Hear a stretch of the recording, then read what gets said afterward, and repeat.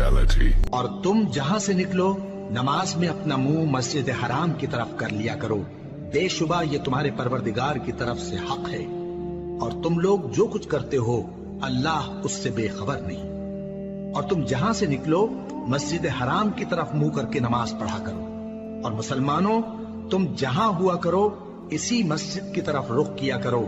یہ تاکید اس لیے کی گئی ہے کہ لوگ تم کو کسی طرح کا الزام نہ دے سکیں، مگر ان میں سے جو ظالم ہیں وہ الزام دیں تو دیں، سو ان سے مت ڈرنا اور مجھی سے ڈرتے رہنا، اور یہ بھی مقصود ہے کہ میں تم کو اپنی تمام نعمتیں بخشوں، اور یہ بھی کہ تم راہ راست پر چلو۔